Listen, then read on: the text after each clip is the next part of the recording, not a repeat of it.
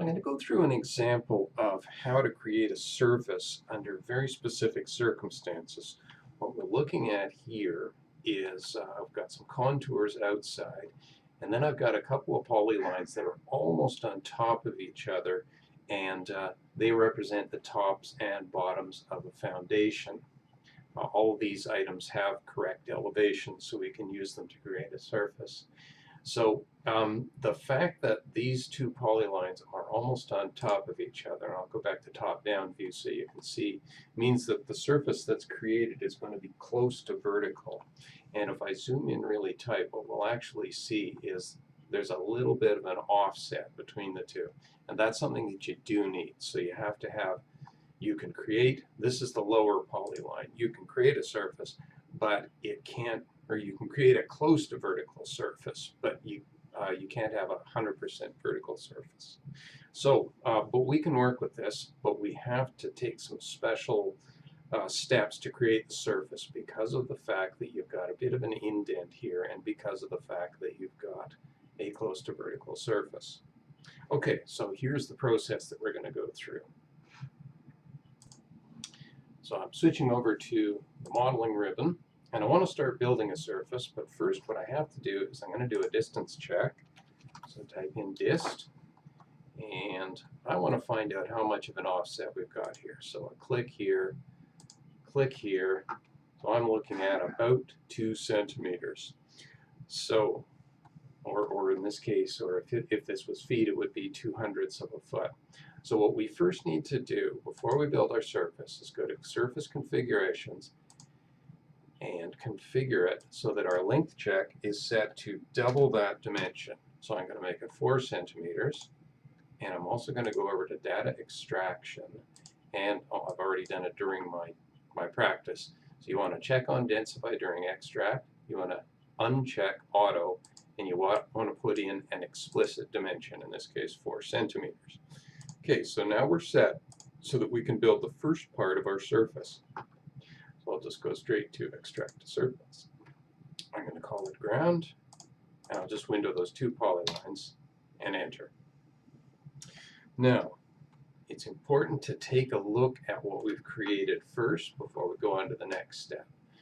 So now I'm going to tell it to tin and just show it. This will be a complex surface, so all you need to do is show, you don't have to draw it. Alright, so it has modeled that near vertical wall accurately. I'm happy with that.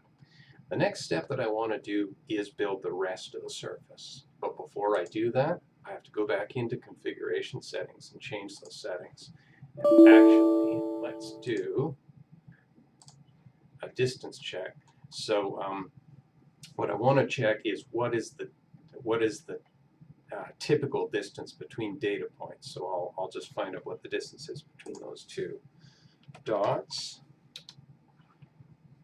And just a rough check, that one and that one. So we're looking at about 42 meters between points. And so what you typically do is you go back to modeling, you set your max side to about half the typical distance. So now we want to change that to 20 meters. Actually, no, let me correct myself, not half, but double. So I'm going to make the maximum length for triangles it's going to draw, I'm going to make that 80. And we also need to go back into data extraction and just make this something reasonably typical. So that means if it finds a line and if there are no interruptions between 2 points that are 10 meters apart, it will interpolate an extra one. So that probably won't even have an effect. Okay, so we've updated those settings, and now the last step is build the rest of the surface, and I'm only concerned about the top polyline and the contours and the points. So go back to Extract a Surface. We're going to add it to the ground surface. I'm going to window in everything, but I don't want to include this bottom polyline, so I'll do a Shift click and take that one out of the selection set. We'll hit Enter. Okay, now I want to inspect, and again I'm just going to be showing, so I'll zoom to the correct view first, and select, and to show. So you can see how it's honoring the contours outside of the surface, and it's drawing everything on the inside. You can also see here where we've got the vertical wall, it seems to be correctly modeled. Now, if I want to go back to a top-down view, I'm going to use the track Z function to double check that my surface is accurate. So I'll type track Z and enter to select the ground surface. And now watch what happens down here in the bottom left corner as I mouse over the surface. So we can see what the elevation is around here, and it should match the contours here. Now watch what happens as I drop over the edge. So we're at about 106 meters here, and when I go over the edge, it goes down to 103.564.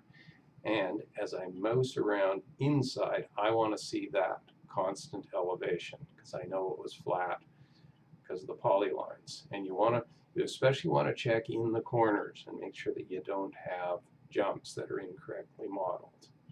That looks pretty good. And again, drop up here, and you should see it going to 106, and then as I move my mouse away, it should start to rise because eventually it's got to go up and match this contour.